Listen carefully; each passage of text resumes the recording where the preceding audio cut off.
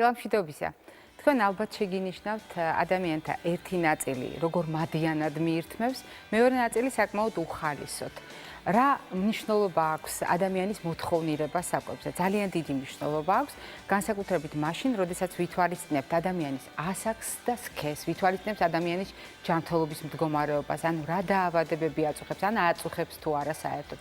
რაოდენ უცნაურადაც არ უნდა მოგვიჩვენოთ, ძალიან მნიშვნელოვანია საკვებზე მოთხოვნილების შეფასებისას გავითვალისწინოთ ადამიანის ხასიათობრივი თავისებურება, ანუ ვიზე ვსაუბრობთ. უნდა გავითვალისწინოთ აგრეთვე ადამიანის ცხოვრების წესი, მისი ქცევები, ჩვევები და განსაკუთრებით კვებითი ჩვევები, რომელსაც საფუძველი ჩვენს ბავშვობაში ეყრება. რას ნიშნავს უჭმელი ბავშვი? დღეს ამ თემაზე უნდა ვისაუბროთ და რამდენად დაკავშირებულია ეს ჩვევებთან, ცხოვრების წესთან, ოჯახურ თავისებურებებთან და ასე შემდეგ. ყველა ამ საკითხს გავარკვევთ. თეა დილამშვიდობი. რამდენად უჭმელი ბავშვი იყავი და იყავი თუ არა საერთოდ უჭმელი ბავშვი? არ ვიყავი უჭმელი, იმიტომ რომ მე ბებიამ ზრდიდა და წესი ჰქონდა, რომ ერთად ვიკვებებოდით მე და ბებია და ეს იმდენად საინტერესო იყო, იმიტომ რომ რაღაცას ყვებოდა, რაღაც მახალისებდა და იყო ერთგვარი რიტუალი, ამიტომ იმდენად მიხაროდა ეს ურთიერთობა, რომ უჭმელი ნამდვილად არ ყოფილვარ. მე ვიყავი უჭმელი ბავშვი და აქედან გამომდინარე განსაკუთრებით მაინტერესებს დღევანდელი ჩვენი სტუმრის აზრი ამ თემასთან დაკავშირებით, როგორ შეიძლება ძალიან ბევრ მშობელს შეუმსუბუქოთ მდგომარეობა, თუმცა მანამდე უნდა გავახსენოთ ჩვენი კამპანიის შესახებ აირჩიე ჯანსაღი ცხოვრების წესი პირადი ექიმის რჩევით და სწორედ ამ კამპანიის ფარგლებში იმ ვიქტორინის შესახებაც გავახსენოთ, რომელიც აუცილებლად გათამაშდება ხუთშაბათს. აუცილებლად გათამაშდება, იყავით ყურადღებით, ხუთშაბათს გელოდებით, მანამდე იყავით ყურადღებით და მოისმენეთ იმისთვის, რომ თქვენც იყოთ ამ საინტერესო კამპანიის თანამონაწილე, მიიღოთ საჩუქრად ეს ნაჭრის ჩანთა დიდი სიყვარულით, ეს არის ნაჭრის ჩანთა, ჩვენ ვუფრთხილდებით გარემოს და შესაბამისად ადამიანების ჯანმრთელობას. მოისმინეთ პირობა. სარძევე ჯირკვლის შეფასება ასაკის და სქესის შესაბამისად. სარძევე ჯირკვალი ორივე სქესის ადამიანისთვის გამრავლების სისტემის ნაწილია. სარძევე ჯირკვლის პრობლემის აღმოსაჩენად ყველაზე მარტივია თვითგასინჯვა, შხაპის მიღების, ჩაცმის, სარკეში საკუთარი ორეულის შეფასების დროს, ფეხზე დგომისას ან დაწოლილ მდგომარეობაში. თვითგასინჯვა გულისხმობს იღლიის ფოსოს და ლავიწის მიდამოს გასინჯვას, ძუძუს გასინჯვას წრიული მოძრაობით. საყურადღებოა თუ შეიცვალა ძუძუს ზომა, ფორმა ან კონტური, კანის ფერი, შეხებით მტკივნეულია, ისინჯება რაღაც წარმონაქმნი, შეიცვალა ძუძუს დვრილი. აგრეთვე საყურადღებოა თუ მოზარდი ვაჟის ან მამაკაცის სარძევე ჯირკვალი ზომაში მკვეთრად იმატებს, მაგალითად რაიმე ნივთიერების მოხმარების ან დაავადების ფონზე. ახალშობილის სარძევე ჯირკვალი გადიდებული და გამკვრივებულია. ასეთ შემთხვევაში არ სცადოთ შიგთავსის გამოდევნა და არ დააზიანოთ ჯირკვალი მექანიკური ზეწოლით. ციცოცხლის გახანგრძლივება და არაგადამდელ დაავადებათა თავიდან აცილება შესაძლებელია. სწორი კვებით, რეგულარული ფიზიკური აქტივობით, თამბაქოზე უარის თქმით.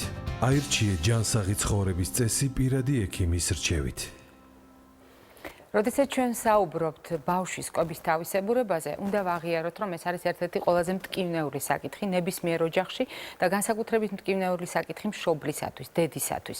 ხშირ შემთხვევაში ჩვენ იმისათვის, რომ ბავშვის კვების ხარვეზი გადავფაროთ, სხვადასხვა ხრიქს ვიგონებთ ხოლმე, ზედმეტად წავახალისებთ ბავშვის ახირებას, რაც შეიძლება იმით დაამთავრდეს, რომ ბავშვს საბოლოოდ დაერღვეს კვების წესი. რატომ არის სახიფათო ასეთ შემთხვევაში ჩვენს მიერ დაშვებული შეცდომები, რატომ შეიძლება ეს ჩამოყალიბდეს როგორც არასწორი ჩვევა, რომელიც საბოლოო ჯამში შეცვლის ჩვენი შვილის ჯანმრთელობას?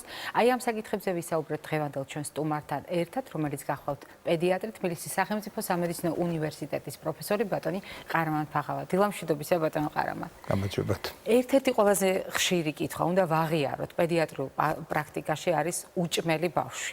დარწმუნებული ვარ, თქვენი მრავალწლიანი პრაქტიკის განმავლობაში არაერთხელ დაუსვამს ალბათ ეს საკითხი თქვენს წინაშე მშობელს. რას ნიშნავს უჭმელი ბავშვი? რას გულისხმობს ხოლმე ტრადიციულად მშობელი, როდესაც ამბობს ბავშვი უჭმელია და სინამდვილეში პედიატრები თქვენ რას გულისხმობთ უჭმელი ბავშვის ცნების ქვეშ? ძალიან რთული შეკითხვაც არის და ძალზე საინტერესო შეკითხვაც. რთული შეკითხვა, ესეთ ასეთი გამოთქმა არის, ბრონქულ ასთმაზე ამბობენ, რომ სიყვარულს გავსო, ყველა მიცისო და არის სიყვარულიო, მაგრამ დეტალურად უჭმელობაც ისეთი რთული საკითხი არის, იცით? ერთია რომ ეს არის სიმპტომი. ეს არის ძალიან მნიშვნელოვანი სიმპტომი, ჩივილი და გასტროენტეროლოგიურ ავადმყოფებში კი არა, საერთოდ ავადმყოფთა მასივში ერთ-ერთი წამყვანი ჩივილი ეს გახლავთ. მაგრამ მეორე ამბავიც არის, ნამდვილად არის უჭმელობა. ნამდვილად არის უმადობა, თუ ეს მშობელს მიაჩნია რომ უმადობაც. ეხლა უცნაური ამბავი არის, იცით, მარტო ჩვენთან არა, ყველგან. პრინციპში მშობლებს უნდათ რომ ბავშვები ძალიან ასე თქვა წონა მომატებულები იყონ და რა მოკეთებული ხარო და წონაში მომატებულს გულისხმობენ და არ არის სასურველი რომ ჭარბიწონის იყოს.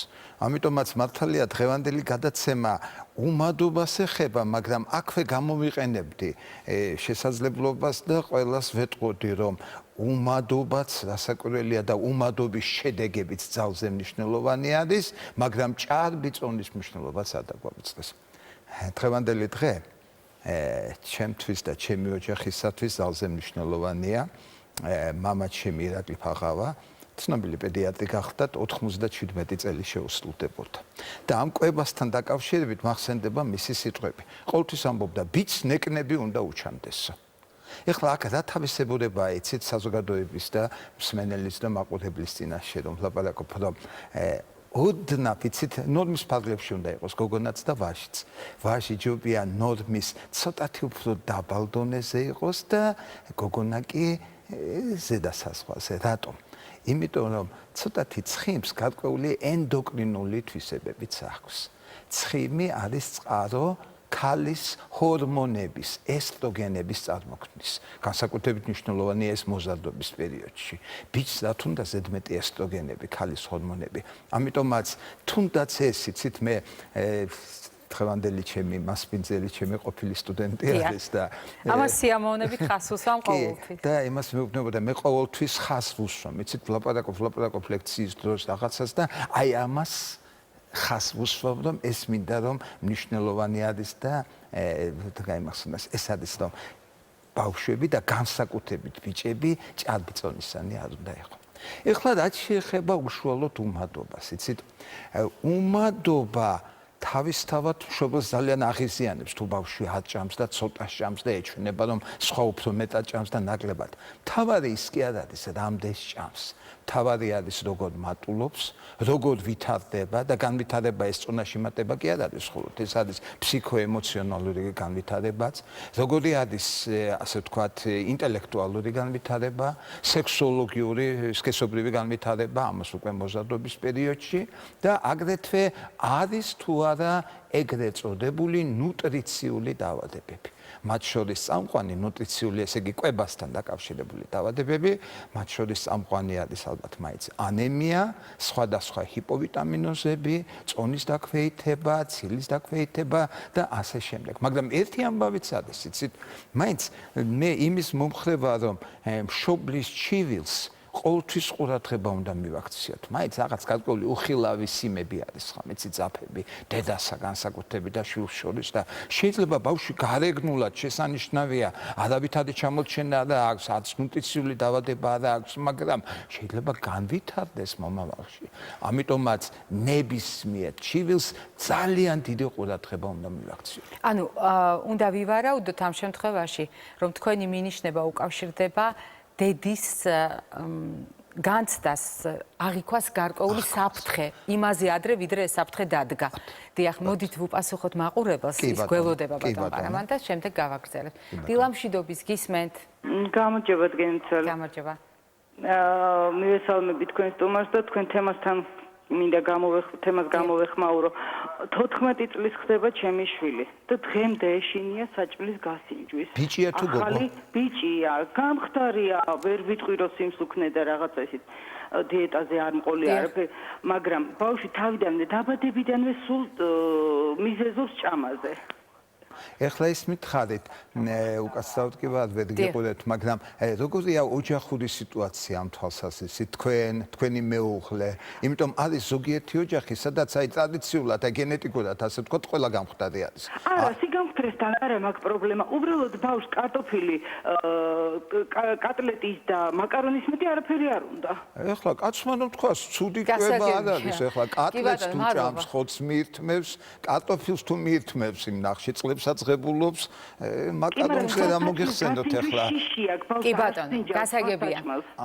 დიდი მადლობა შეკითხვისთვის, აუცილებლად გიპასუხებ. დიდი მადლობა შეკითხვისათვის. როგორ არის იცით, აქ როდესაც აჭამს ბავშვი, მით უმეტეს მოზარდი, იქ არის ორი მომენტი. ერთი ეს არის ფსიქოლოგიური სტრესი, ეშინია გასუქების, ეშინია რაღაცა განსაკუთრებული განცდა აქვს. არის ზოგიერთი რომ ზოგიერთი საკვები მოსწონს, ზოგიერთი ნაკლებად მოსწონს. აქ ესე იგი ცოტა შეიძლება დაგვიანებულიც იყოს, მაგრამ დაგვიანებული არასოდისაა. რამე, ეხლა შეიძლება თანდათანობით უნდა შევაჩვიოთ სხვადასხვა საკვებს. ისე ვიმეორებ, რახან თქვენ ამბობთ, რომ ყოველთვის ქონდა უმადობაო, ყოველთვის შედარებით ნაკლებ ჭამდაო, ყოველთვის გარკვეული, ასე ვთქვათ, აი ყველაფერს არ ჭამდაო და ესა, როგორც ჩანს ეს მწვავე პრობლემა არ არის. თუ მწვავე პრობლემა არ არის, მაშინ ალბათ არც ის ექნება ნუტრიციული დაავადება. რასაკვირველია, დაკვირვება საჭირო, რასაკვირველია, გამოკლებაცაა საჭირო, მაგრამ პირველ რიგში აქ არის, როგორც იცით, გამრავალფეროვნებაა საჭირო საკვების და ერთსაც ვიტყოდი, იცით, რომ ძალიან მიყვარს ამ მაგალითის მოყვანა უდიდესი გეოგრაფიული აღმოჩენების რომ მოხდა ეს ისა. ძირითადი სამიზნე რა იყო, იცით, საკმაზის, საკვების საკმაზის ჩამოტანა. მაგელანი თუ არ ვწდები 5 გემი წავიდა, 1 გემი დაბრუნდა, მაგრამ იმდენი საკმაზი ჩამოიტანეს, რომ რაც ფული დაიხარჯა იმ 5 გემზე, ყველაფერი ახსოვდა. რატომ? იმიტომ რომ გემრიელად მიღება საკვების, ლამაზად სუფრის გაშლა, სიტუაცია სილამაზე უნდა იყოს. მე ერთი ამბავიც არის, იცით, აი ფსიქოლოგიური ასპექტები, სუფრის ჭამის დროს არ უნდა იყოს ლაპარაკი არასასიამოვნო ასპექტებზე, ხო მიცით. უნდა მხოლოდ სასიამოვნოზე, სილამაზე და ეხლა არ ვიცი, ეხლა ვაჟი ცოტა დიდი არის, მაგრამ პატარა ასაკშიც და მერეც დღეში ერთხელ მაინც თუ მოხერხდა, რომ მთელი ოჯახი უზის სუფრას, მაგიდას და ერთმანეთს და განსაკუთრებით, აი იცით, აი ბიჭზე განსაკუთრებით იმოქმედებს, როდესაც დედა იტყვის, აი ეხლა ჩემ კაცებს ვაჭმევო, ხო მიცით, ძალაუნებურად ისიც უკეთესად ჭამს და ისიც უკვე მამაკაცების იმაში ხდება, ჯგუფში კატეგორიაში ხდება. ერთი საკითხია ძალიან მნიშვნელოვანი, რაც ქალბატონმა ახსენა, ნუტრიციოლოგიაში ცნობილია როგორც ნეოფობია, ანუ სიახლის შიში და საკვები პროდუქტების მიმართ ასეთი დამოკიდებულება ყველაზე გავრცელებული მოვლენა. ეს ეხება როგორც სხვა კულტურის სამზარეულოს დაგემოვნებას, ეს ეხება საკუთარი კულტურის შიგნით საგემოვნო ექსპერიმენტების ჩატარებას და რაც მთავარია, ეს ეხება ახალი პროდუქტების ჩართვას ბავშვის რაციონში. როგორც ჩანს, 14 წლის განმავლობაში მას ჩამოუყალიბდა გარკვეული კვებითი ჩვევები, ანუ ის ჩაიკეტა გარკვეული პროდუქტების ნუსხაში, რის გაფართოებასაც რასაკვირველია ნაკლებად ცდილობს. ამ ასაკში თქვენ შეგიძლიათ შემდეგი რამ გააკეთოთ. ამ ხანაგების მეგობრების მეშვეობით გააფართოოთ ეს წრე, იმიტომ რომ ასეთ შემთხვევაში ჩვენ ხშირად გვისაუბრია დააგემოვნებინოთ რაღაც ახალი სხვა მეგობრებთან ერთად. ეს შეიძლება იყოს მისთვის საყვარელ კერძში ნელ-ნელა ჩართვით, შეპარებით, ან ღიად ჩართოთ ეს პროდუქტი მცირე რაოდენობით, ისე რომ მკვეთრად არ შეუცვალოს საგემოვნო თვისებები მისთვის საყვარელ კერძს და აი ასე ნელ-ნელა გააფართოვოთ, იმიტომ რომ ამ ასაკში ხილის და ბოსტნეულის ჩართვა აუცილებელია, რძის ნაწარმი თქვენ არ დაგისახელებიათ და ძალიან მნიშვნელოვანია, ამიტომ მე იმედი მაქვს, რომ ამას გაითვალისწინებთ. თეა, გვაქვს კითხვები? დიახ. შეკითხვა გვაქვს ესეთი, ბავშვს უმადობა არ აქვს, მაგრამ ხილს არ ჭამს, არ სვამს წვენებს და საერთოდ არ სინჯავს თევზს. დიახ. ნამდვილად სერიოზული პრობლემაა. ნამდვილად სერიოზული შეკითხვა, ცოტა შედის ნეოფობია, ისე რომ ძანეთ თქვენ აქვე პატარა ექსპრომტად გახუმრებაც მინდა რომ კონსერვატორები, ანუ ასე თქვა მხოლოდ და მხოლოდ აი სიახლის მიმართ სიფრთხილის გამომჩენი, მათ უფროსები კი არ არიან. ხშირად ბავშვებიც არიან და ამიტომაც მათ უჭერთ. ეხლა რაც შეეხება აი ხილს რომ აჭამს და თევზს რომ აჭამს. თევზს რომ აჭამს, ეს მაინც ჩვევა არის, ხომ იცით, გარკვეული ჩვევა არის და მაინც უნდა შევაჩვიოთ მაგალითი ამხანაგებთან, მშობლებში, ოჯახში, იმიტომ თევზი მოგეხსენებათ შესანიშნავი საკვები არის, ძალიან საჭირო საკვები და მაპატიეთ გადახვევისათვის, მაგრამ უცნაური ამბავი არის, ზღვისპირა ქვეყანა ვართ, ხომ იცით და ჩვენში სხვაგან კი არა, უშუალოდ ზღვისპირა რეგიონებშიც კი სამეგრელო აფხაზეთ გურია აჭარაში თევზს მაინც და მაინც იმდენად არ მიირთმევენ გესმით. ეს გასაოცარი ამბავი არის. და თევზის მნიშვნელობა ეს შესანიშნავი ეს ომეგა-ზეთები, ეს იოდი და ასე შემდეგ. ამიტომაც ყველაფერი უნდა გავაკეთოთ იმისათვის, რომ ზღვის პროდუქტი მაქსიმალურად შემოვიტანოთ ჩვენ სულ. რაც შეეხება ხილს, ხილზე ცოტა სიფრთხილეა საჭირო. ზოგჯერ ეს მიუჩვევლობის ამბავია და ზოგჯერ შესაძლებელია ფრუქტოზის აუტანლობაც არის. დისკომფორტს განიცდის ფრუქტოზა, ეს არის ხილის შაქარი გახლავთ, რომელიც ხილში არის და წესით ჯობია დადგინდეს, გამოკვლეული იქნას, არსებობს ამის შესაძლებლობა ჩვენთან, ჩვენს საუნივერსიტეტო კლინიკაში, სამედიცინო უნივერსიტეტის ეს გამოკვლევა ტარდება უკვე, რომ შეიძლება მართლა მისთვის ეს მავნებელია და გარკვეულ დისკომფორტს იწვევს, ამიტომაც ნუ დავაძალებთ და სხვათა შორის ვიტყოდი ამას, იცით, მედიცინაში და განსაკუთრებით პედიატრიაში ზოგჯერ ვეტერინარულ მიდგომასაც აქვს დიდი მნიშვნელობა, იცით, ვაწვდით და რასაც მიირთმევს მე არ ვლაპარაკობ უკვე მოგვიანებით რომ შეეჩვევა შოკოლადის ჭამას და შაქრის ჭამას, მაგრამ საერთოდ როგორ არის, იცით, აი რასაც მიირთმევს, როგორც ჩანს, მას ეს უფრო მეტად ესაჭიროება. აი მაგალითისათვის გეტყვით ეს მთლატყვებას არ ეხება, თუმცა მაინც. აი როდესაც ნაწლავთა აშლილობა არის და გამოშრობას აქვს ადგილი, ჩვენ ვაწვდით ხოლმე, მე ვურჩევ ასე, რომ 2 ბოთლი, ერთი იყოს ჩვეულებრივი წყალი და მეორე ასე ვთქვათ, აი ორალიტი რეგიდრატაციის საშუალებით, ახლა არ შემეშალოსნობლივ ფილმის სახელია თქვა, ყოველ შემთხვევაში რასკურნალობისაც ხო აკრძალულია და იმიტომაც და ამას ვაძლევთ რიგრიგობით, რომელსაც ბავშვი მეტი სიამოვნებით სწრაფს, ესე იგი მას ეს ესაჭიროება. გასაგებია ხომ? ისე ვიმეორებ, თევზზე შევაჩვიოთ ეს ერთი და რაც შეეხება ხილზე გამოვიგვლიოთ. დილამშვიდობის გისმენთ. იცით, შეკითხვა მინდა ასეთი დაგისვათ. ბავშვი არის 2 წლის და 7 თვის. დიახ.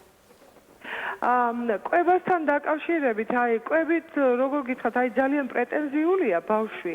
აი, აუცილებლად უნდა გაართო რაღაცით, აი, ძირითადად კომპიუტერთან უყვარს ჯდომა, ნუ ახლა ისე არ გაიგოთ, რომ სულ იგზის, მაგრამ აი, როცა ჭამის დროა, აუცილებლად უნდა იждდეს, უნდა უყუროს რაღაცას და აი ეს არის ჩვენი აი ძალიან პრობლემა, დიდი პრობლემა, რომ აუცილებლად რაღაცით უნდა გავართოთ, ისე უნდა ვაჭამოთ. აი, ხორცი მაგალითად უნდა იყოს გატარებული, ისე სხვანაირად არ მიირთმევს. და რაც ყველაზე მეტად მაღელვებს, აი რის გამოც გირეკავთ ეხლა, რომ ძალიან დიდი რაოდენობით სითხეს ღებულობს. აი სადღაც აი დაუშვათ დღის განმავლობაში შეიძლება აი ცოტა ვატყუებთ ხოლმე, აი ცოტას ვაძლევთ, რომ ვითომ აი ბევრი დალია. მაგრამ საერთოდ ჯამში სადღაც აი 2 ლიტრამდე ადის და ძილის დროს, აი ღამითაც და დღის პერიოდშიც, აი როცა ძინავს, აი რომ შეიღვიძეს, თუ ცოტა არ დაალევინეს სითხე, წყალი, ნუ არ იმაშვება, არ იბრუნებს ძილს, ანუ არ ძინავს და საერთოდ აი ბევრი უყვარს მოკლედ სითხე რა და გვეშინია ეს რამე შაქართან ხوارე გაუკეთეთ ანალიზები, გითხრეს რომ ყველაფერი ნორმალურად არის, აი გვინდა რომ ენდოკრინოლოგსაც ვაჩვენოთ და მივიყვანოთ, აი თქვენ რას გვირჩევთ, მაინტერესებს, ეს უკვე შეიძლება ითქვას რომ დარღვევა არამე თუ ეს რაღაცა ბავშვის რაღაცა ის არის. კი ბატონო, ერთი წუთით არ გათიშოთ, მხოლოდ ერთ კითხვას დაგისვამთ. თქვენ ბავშვს ღამით კვებავდით ხოლმე, როდესაც პატარა იყო, ან ძილის პროცესში აძლევდით ხოლმე, მაგალითად საკვებს, ან თუნდაც წყალს. როდესაც ბევრად უფრო პატარა იყო, თვეების იყო, სიცოცხლის პირველ დღეებში. არა, აი ძალიან პატარა რო იყო, მაშინ არ იყო ეს. ნუ საერთოდ ამას მეორეც ყავს უფროსი, მაგრამ იმასთან დაკავშირებით არა გვაქვს ეს პრობლემა. კი ბატონო, გასაგებია. მაგრამ არ გვაღელვებს და იმდენად. კი ბატონო, ძალიან დიდი მადლობა. შეკითხვისთვის მე შემთხვევით არ დაუსვე ეს კითხვა, იმიტომ რომ თქვენ როგორც გვასწავლიდით ხოლმე ძალიან ხშირად დასწავლილი ჩვევები განსაზღვროს მერე ბავშვის მოთხოვნილებას სიცოცხლის დანარჩენ ეტაპზე. შეიძლება ასეთი ჩვევები ბავშვს ჩამოუყალიბდა მართლაც პირველი თვეების განმავლობაში, როდესაც ღამეთ ჭამდა, როდესაც სითხეს იღებდა ძილის პერიოდში, ითხოვდა და იმისაც რომ ძილი შეებრუნებინა ამ სითხეს აძლევდნენ და შემდეგ მას ჩამოუყალიბდა ასეთი მოდელი ქცევის, რომელიც უკვე 2 წლის და 7 თვის ასაკში პრინციპში არის უკვე დამკვიდრებული. რაც შეეხება კვების თავისებურებას, რაზედაც იყო საუბარი. ბატონ ყარამან, ის რამდენიმე კითხვა დასვა რეალურად ახლა ჩვენთან მშობელმა. მოდით ვუპასუხოთ ყველა კითხვას. ეხლა რაც შეეხება სითხეზე, წყალზე, რასაკვირველია არის დაავადებები, რომელთა დროს ბავშვი ბევრ წყალს სვამს. პოლიდიფსია ქვია ამ ნიშანს. ამ დაავადებების გამორიცხვა შედარებით იოლი არის. ეს არის უშაქრო დიაბეტი, ეს არის შაქრიანი დიაბეტი. არ არის გამორიცხული, რომ ცოტა მლაშეს მეცაძლევენ და ამიტომაც სვამს, მაგრამ საზოგადოდ ვიცოდეთ და ეს მარტო ბავშვებს არ ეხება, განსაკუთრებით მოზრდილებს, ასაკოვნებსაც, რაც მეტ ახლა 5 ლიტრა წყალს არ ვლაპარაკობ, მაგრამ ლიტრა ნახევარი, 2 ლიტრა სითხე მოზრდილი ადამიანისათვის ეს პირიქით მისაღწევი არის და ძალიან კარგი არის, ეს დეზინტოქსიკაცია არის, ნივთიერებათა ცვლა უკეთესად მიმდინარეობს და ასე შემდეგ. ეხლა რაც შეეხება რიტუალებს კვების დროს, როგორ არის იცით, როგორ მე უნდა შევცვალოთ და პირველ რიგში მაინც მაგალითია მთავარი. თუ მამა ან დედა ჭამის დროს გაზეთს კითხულობს, ტელევიზორს უყურებს, რაღაცა, ეს მაგალითი არის ბავშვისათვის. ამიტომაც მე არ ვლაპარაკობ რევოლუციების მოყვარული არა ვარ, მაგრამ თანდათანობით უნდა შევცვალოთ აი ეს კვების მიღების წესი იმდაგვარად, რომ კვების მიღების დროს უნდა იყოს საკვები, უნდა იყოს სასიამოვნო სიტყვა, სასიამოვნო გარემო. გასაგებია, ხო? ისევ ვლაპარაკობ, შესაძლებელია აი ეს არ იწვევდეს რამე განსაკუთრებულ დაავადებას, მაგრამ წესი არის და უკეთესია და მონელებისთვისაც უკეთესია, რომ ჭამის დროს დადებითი ემოციაც ჰქონდეს, სიამოვნებასაც ღებულობდეს. თვითონ ჭამის პროცესი არის სიამოვნების მომტანი. მე ახლა მე გურმეტიც ვარ და გურმანით სამწუხაროდ ერთი არის რომ ბევრს აჭამს, მეორე გემრიელად ჭამს. ბევრი ჭამა არ ვარ და გემრიელად ჭამა კი საჭირო არის და შევეცადოთ რომ გემრიელად ვაჭამოთ ჩვენ რომ ბავშვსნო და მოსლსაც რომ ყურადღება იყოს საკვებისაკენ და არა ეს როგორც მოვალეობა რაღაცას თამაშობს და რაღაცას დიახ, მითითებდა რომ როდესაც მონიტორებთან ხდება ბავშვის გამოკვება, ეკრანის წინ ხდება გამოკვება, აი ეს საგემოვნო თვალსაზრისით, აი ეს სიამოვნების ფაქტორი ყველა კვლევის მიხედვით იკარგება, უფრო მეტიც იკარგება სისხლის გადანაწილების სწორი კანონზომიერება, ორგანიზმი იბრენება, სისხლი კუჭს მიაწოდოს თუ ტვინს მიაწოდოს, რაც სხვათა შორის ნივთიერებათა ცვლის, საკვების მონელების დარღვევის და აგრეთვე სიმსუქნის განვითარების მიზეზი შეიძლება გახდეს. თეა, გვაქვს კითხვა. მყავს 3 წლის პატარა, კვებას არ ვუჩივით, პირიქით, კარგად იკვებება, ხორცი, თევზი, ხილი, მაგრამ წონას არ იმატებს. 13 და 600-ია, საშიშია ეს თუ არა? რა ხნისა ბავშვი? 3 წლის. 3 წლის არის და რამდენი სიწონის? 13 და 600. რამდენი? 13 კილოგრამი. 13 და 600 ეს ნაკლებია, უნდა იყოს დაახლოებით 15 კილოგრამი, 15-16 კილოგრამი არის. აქ როგორ არის იცით, ისევ ვლაპარაკობ, ეს ნიშანი, როგორც არის უმადობა, მით უმეტეს თუ ჩვენ გვაქვს უკვე უმადობის და უჭმელობის, აქ ესენი კი ამბობენ, ეს იშვიათი ამბავია, ხშირად უფრო პირიქით არის, ბავშვს ღიპი ადევს და ბავშვი ცუდად ჭამს, გეუბნებიან და აქ პირიქით ამბობენ რომ კარგად ჭამსო, მაგრამ წონაში არ მატულობსო. ეს უკვე გამოწვევა არის. ეს არის დიდი სამედიცინო გამოწვევა, ამას ესაჭიროება გამოკვლევები. იმიტომ უამრავი დაავადებაა, სპეციალურად რომ ვემზადებოდი გამოსვლისთვის, მოგეხსენებათ ამ ხნის ლექტორი ვარ და ყველა ლექციის წინ, ასე ვთქვათ, ხელახალე დაახლოებით 1200 დაავადება ყოფილა და სინდრომი, რომელიც მადას ათვეითებს. ამიტომაც ეს იმდენად მნიშვნელოვანი სადიაგნოსტიკო შეკითხვა არის, რომ ამას გამოკვლევა საჭიროება და ყურადღება და რიგრიგობით გამორიცხვა ყველა შესაძლებლობის. კიდევ ერთ მაყურებელს უნდა ვუპასუხოთ, დილამშვიდობის, გისმენთ. დილამშვიდობის, ქალბატონო მარის შეკითხვა გვაქვს, თუ შეიძლება. 5 წლის ბავშვი საკმაოდ ნორმალური განვითარების არის, ნორმალურად ყვებავთ, მაგრამ პრობლემა გვაქვს თევზთან დაკავშირებით. რასთან? თევზი, აი როგორი თევზი უნდა მიიღოს ბავშვმა? გაყინულს ვარიდებ, მაგრამ ის გუბურისაც თევზსაც აქვს რაღაც სპეციფიკური გემო.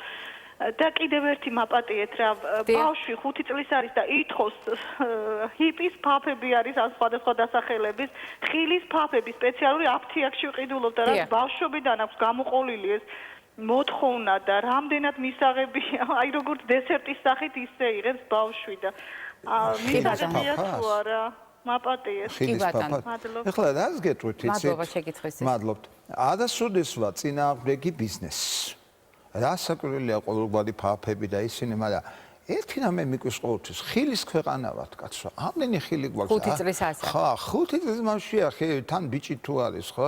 კინას უკვე უნდა ღეჭავდეს, კაცო, ხილის ეგ გამზადებული ფაფები, რაღაცები შეაჩვიოთ, მამის მაგალითი, დედმამიშვილის მაგალითი და ჭამოს, ასე თქვათ, ნორმალურა. ახლა კი, არავე, ფაფის წინააღმდეგ კი არაფერი მაქვს, მაგრამ ისევ ნატურალური და ის უკეთესი. ეხლა რაც შეეხება რა თევზი, როგორ თევზი, ამ წუთას გითხარით, დიდი მოყვარული ვარ, კაი საკვების და თევზის შესანიშნავი რა მადის ისევ და ისევ ეხლა რასაკვირველია გაყინულს ახალი თევზი ჯობია რა თუნდა მაგას ლაპარაკი ეხლა შემწვას მაინც მუხასული ჯობია იმიტომ რომ შემწვარი მაინც ქერქი რომ არის ის მაინც კუჩზედაც მოქმედებს პოტენციურად კიდო სხვა გართულებებიც შეიძლება გამოიწვიოს და დანარჩენი უკვე გემოვნებაზე არის რაც კაი თევზი იქნება მე მართალი რომ გითხრათ ბიზნესზე მოგახსენეთ რომ მარკეტი ბიზნეს არ ეშლება რაც უფრო ძვირი ეს უკეთესია როგორც ეს ხო ვიცით როგორც ეს კი შეიძლება ზოგადად, მაგრამ ბავშვებთან დაკავშირებით სხვათა შორის შენიშნავდით თქვენ ბატონო ყარამან წინა მშობელმაც ახსენა ხორცს გატარებულს იღებს ძირითადად თქვენ ახლა მიაქციეთ ყურადღება ფაფაზე.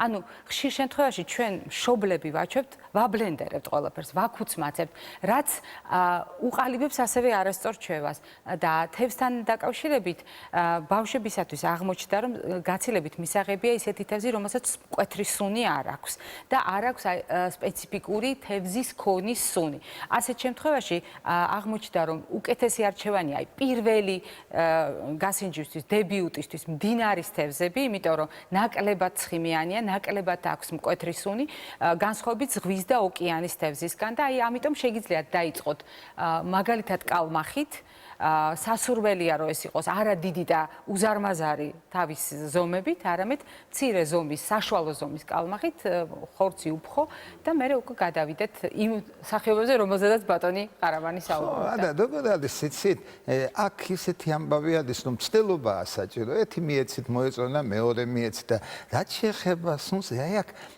ერთი ამბავი არის, იცით, ზოგიერთი ბავშვი მართლა აზიზია.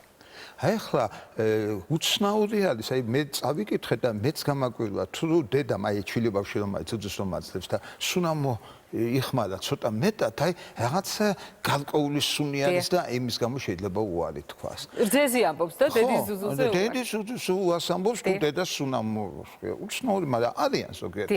ეხლა მაგალითად აი ნიუ-იორკი და ისა მე კი ვლაპარაკობ ჭამეთ რაც გინდათ. დედამ უნდა ჭამოს რაც უნდა, ერთადერთი ალკოჰოლი არ შეიძლება ცხადია და ხოცის ბულიონის მიმართ ცოტა წყლა თავად, მაგრამ ისე ყველაფერი ოქონ ყველაზე უკეთესი რა არის? მცდელობა. ეცით შეხედე თუ იმის დაუშვათ ნივრის შემდეგ ნეოლე შესანიშნავი საკვებია. თუმცა ესეც არის. დიდი რაოდენობით ნივრის მიღება შეიძლება იყოს მიზეზი გარკვეული უმადობისას. ისეც სიახლეები არის. ამიტომაც რა კარგი ხომ იცით სტუდენტებთან ურთიერთობა და ლექციებთან. რასაც თქვენთან მით უმეტეს ისა რომ სულ ახალს ემზადები და კიდე რაღაცა უფრო ახალი იპოვნო და ამიტომაც ეს ზოგიერთი ბავშვი აზიზია, ზოგიერთი ნაკლებად. ჩვენც გვაქვს სიახლეები ბატონ ყარამან, ხელცარიელები არ დაგხვდით და აი მოვისმინოთ ჰარვარდის უნივერსიტეტის კვლევების შესახებ, რომელიც ფიქრობს საგულისხმო იქნება ჩვენი პოპულაციისთვისაც.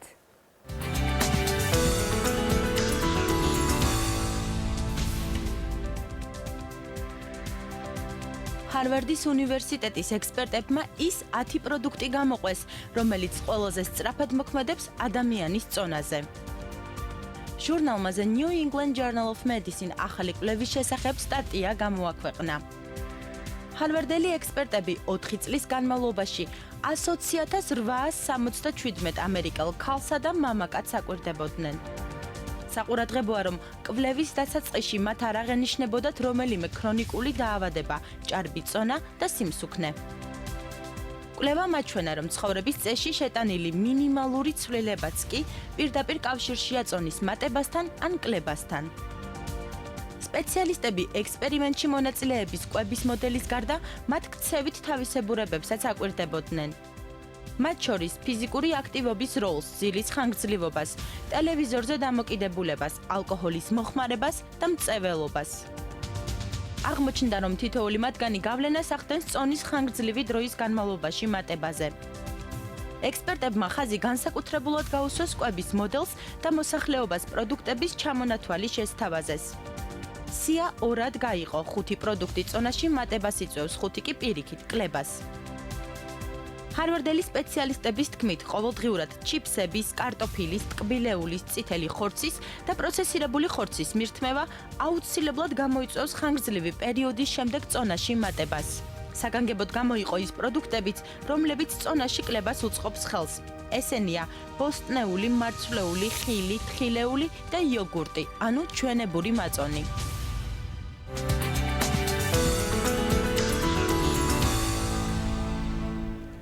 დიახ, ეს სია არის საყოველთაოდ ცნობილი უკვე განსაკუთრებით ჩვენი გადაცემის ერთგული მაყურებლისათვის, იმიტომ რომ ჩვენ ამ პროდუქტებზე სისტემატურად საუბრობთ, თუმცა მე მინდა რომ ბატონ ყარამანს ვკითხო, როდესაც ჩვენ გვაქვს ასეთი დამოკიდებულება, ბავშვი უარს ამბობს საკვებზე.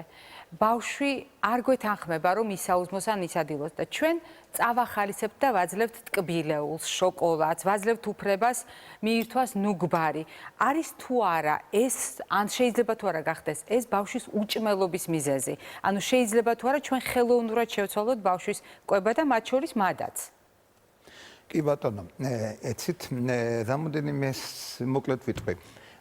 ერთი ასეთი გამიზნული კვლევა ჩაგვიტარებია, მაგრამ 10 წლის წინ საქართველოს მოზარდები გამოვიკვლიათ 10,000 მოზარდი. გამოკითხვა და გასაოცარ 14 და 18 წლამდე გასაოცარი შედეგები მივიღეთ. ხილს აჭამენ ჩვენი მოზარდები. და ისე ვიმეორებ ხილს. მეორე პატარა შენიშვნა იოგურტის თვალსაზრისით. იოგურტი კარგია, მე მაწონი მიჩვენია, მაგრამ აი ცოტა როცა დამატებები არის, იქ შაქრიანი და მე ის ცოტათი აი ნაკლებს ასწავლეთ. დამატკბობლების გარეშე. ვოთ. დამატკბობლების გარეშე. ეხლა რაც შეეხება ტკბილეულსა და იმაზე, ჩემმა პაციენტებმა იციან, ბიჭი როცა მოვა, ხომ იცი, ვეუბნები რომ ხომ იცი, ბიჭი ხარ და ბიჭის საჭმელი უნდა ჭამო მეთქი და მიყურებენ და კამფეტი და შოკოლადი გოგოების საჭმელი არის მეთქი.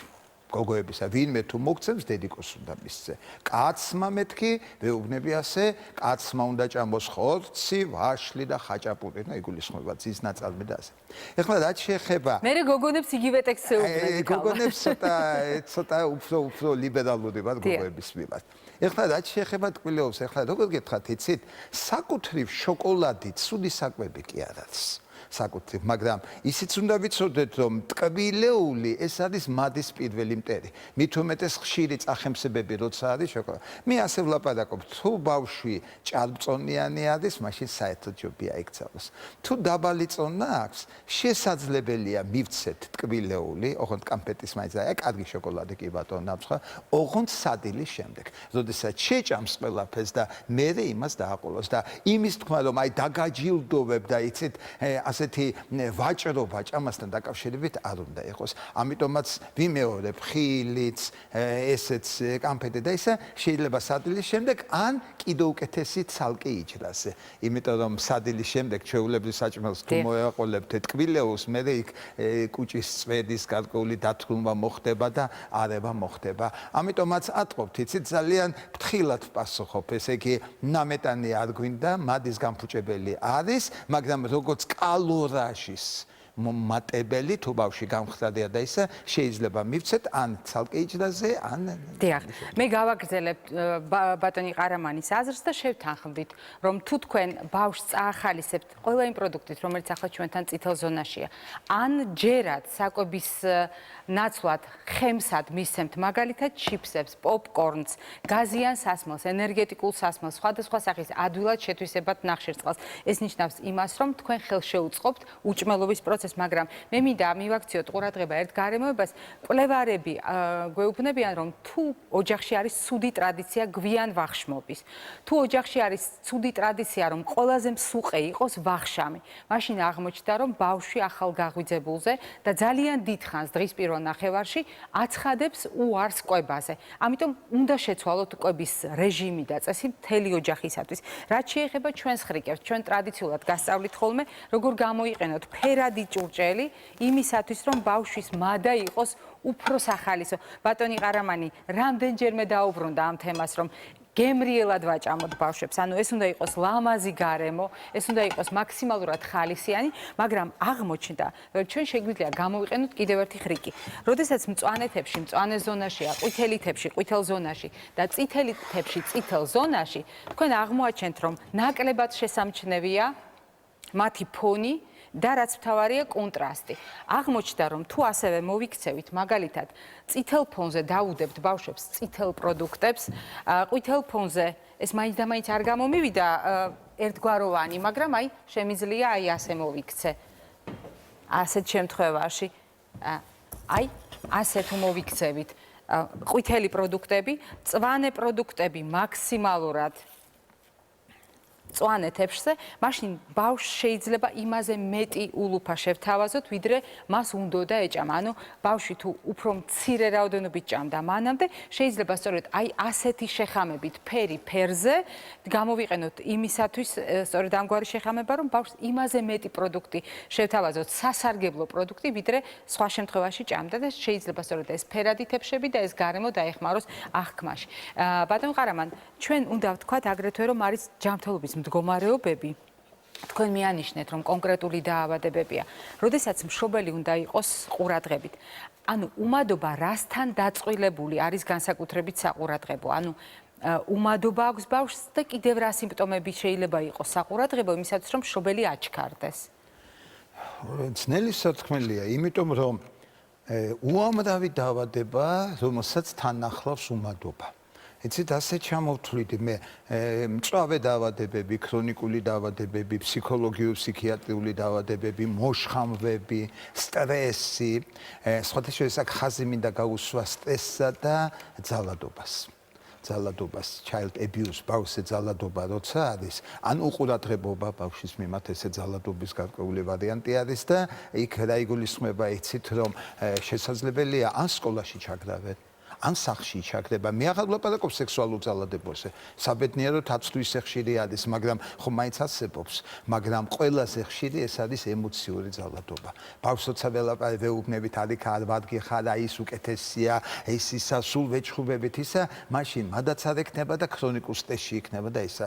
ამიტომაც ერთი ამბავი კი არის, იცით, ყოველთვის სარგებლობ შემთხვევით, მაქსიმალურად შევაქოთ. ბავშვი ცხადია მაშინ, როდესაც იგი ღირსი არის. სულ უღირსი ბავშვი და ამის საბაბი და მიზეზი რომ არ ქონდეს შეუძლებელია. რაც გინდა ასე ვთქვათ, არასასურველი თვისებების მქონე ბავშვიც რომ იყოს, ერთი-ორი თვისება მაინც კარგი ექნება და იმას სტაში დაუკარით და გამავითაროთ და ეცდება. მე ერთი ამბავიც არის, იცით, ყველა სტაში უნდა და პირველი ტაში ბავშვს უნდა სწორედ დედისაგან და მამისაგან. მშობლისაგან, ხომ იცით, კარგი. აღიარება. ხო, აღიარება გულის ასე ვარდიაოდ რაღაცა, ხომ იცით. ესა. მე კიდევ იცით ის თქმა მინდოდა არ გამომჩეს, იმიტომ უახლოვდებით ჩვენ ფინიშს და მკურნალობას რაც შეეხება, დაავადება ხომ უამრავი არის. ცხადია, პირველი მკურნალობა უნდა დავადგინოთ რა არის მიზეზი და ეგრეთ წოდებული ეტიოტროპული მკურნალობა. არსებობს არასპეციფიური წამლები, ვიტამინებსაც უმატებენ და ასე შემდეგ, ანტიდეპრესანტებსაც, იმიტომ დეპრესიაც უწევს, მაგრამ ერთს ვიტყოდი, იცით, რომ აუცილებელი არის ჯანსაღი ცხოვრების წესი.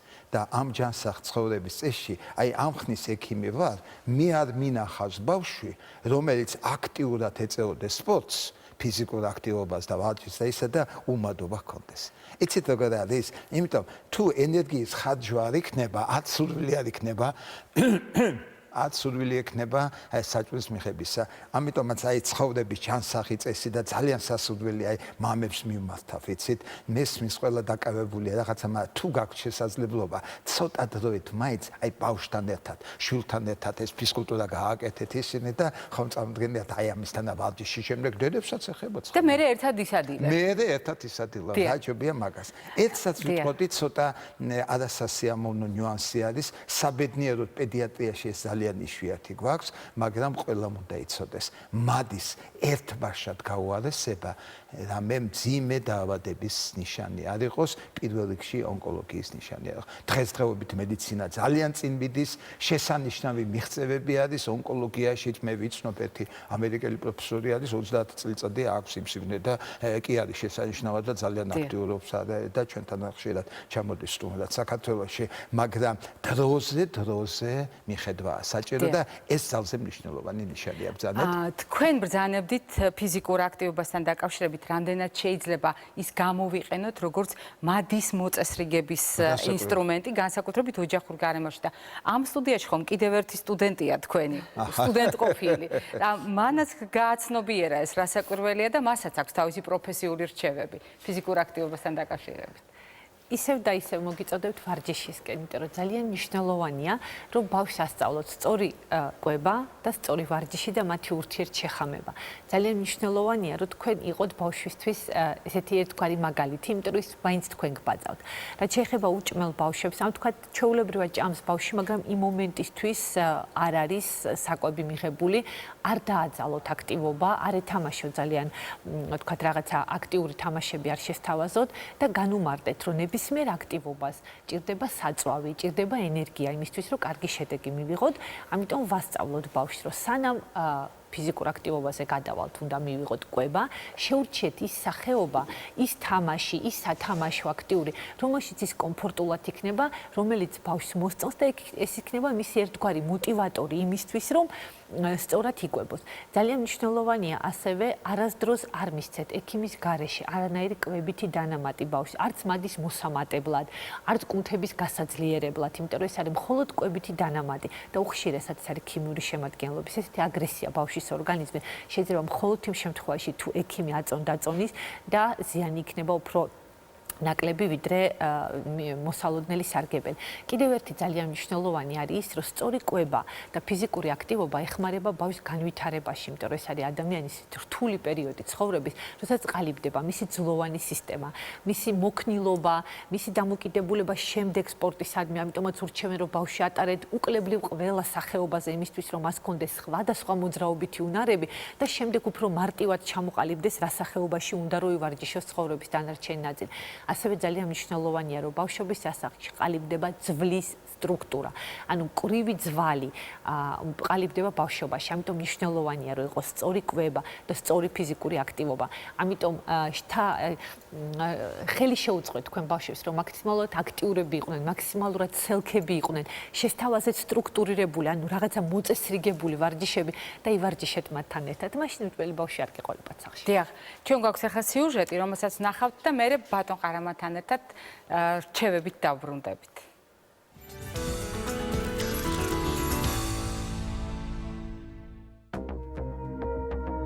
სამედიცინო გენეტიკაში არსებობს 7000-ზე მეტი დაავადება, რომლებიც გამოწვეულია სხვადასხვა გენების დაზიანებით. ერთ-ერთი კარგად შესწავლილი და შედარებით დიდი ხნის ცოდნაა დაგროვილი ამ დაავადების შესახებ არის ცისტური ფიბროზი, ანუ მეორენაირად მუკოვისციდოზი, დაავადება, რომელიც ახასიათებს უპირატესობად კავკასიურ რასის მოსახლეობას, ანუ თეთრკანიანებს. ეს დაავადება შედის იშვიათ დაავადებებში, მისი რაოდენობა სადღაც 3000 სახალხშობილზე ერთია, მისი დამემკვიდრების ტიპი არის აუტოსომურ რეცესიული, ანუ ამ დაავადების მტარებლები არიან დედა და მამა და მათი შვილების 25%-ში ვრცელდება დაავადება. დაავადების კლინიკა არის შემდეგი. დაბადებიდან ნელ-ნელა ხდება კუჭქვეშა ჯირკვლის კისტოზური გადაგვარება, რასაც თან მოსდევს საჭმლის მომნელებელი სისტემის და სასუნთქის სისტემის დაზიანებები, რომელიც გამოიხატება იმაში, რომ ნახველის გათხიერება და იმის გამო, რომ ნახველი არის მაღალწებოვანი, ამოხველება არის გაძნელებული. ამას ნელ-ნელა თან მოსდევს ხშირი ბრონხიტები და ფილტვების ანთებები, თუ ბავშვს არ მიეცა ადეკვატური რაოდენობით კუჭქვეშა ჯირკვლის ფერმენტები. გარდა ამისა, ასევე, ვინაიდან კუჭქვეშა ჯირკვალი ამ დროს სრულყოფილად არ მუშაობს, ხდება საჭმლის მომნელებელი სისტემიდან ცხიმის დიდი რაოდენობით კარგო, რასაც თან მოსდევს ხშირი დეფეკაცია ნორმასთან შედარებით, მეტეორიზმი, შებერილობები და ვინაიდან არსებობს მთელი რიგი ცხიმში ხსნადი ვიტამინები, როცა ცხიმი იკარგება, მათი შეწობაც გაუარესებული. ამას თან მოსდევს ბავშვის ცუდი ნამატი ხომ. აი ეს ყველაფერი რომ იქნას მაქსიმალურად ზარალი თავიდან აცილებული, ამიტომ იმართება ეს ბავშვები ამბულატორიულად, ამიტომ კურნალობის მთავარი პრინციპი არის მაქსიმალურად გავათხიეროთ ნახველი და დროულად ჩავატაროთ ამ ნახველის ევაკუაცია, თავიდან ავირიდოთ მეორადი ინფექციები და მავნე ბაქტერიების ჩასახლება სასუნთქ სისტემაში და გავაუმჯობესოთ ნაწლავის შეწოვის ფუნქცია.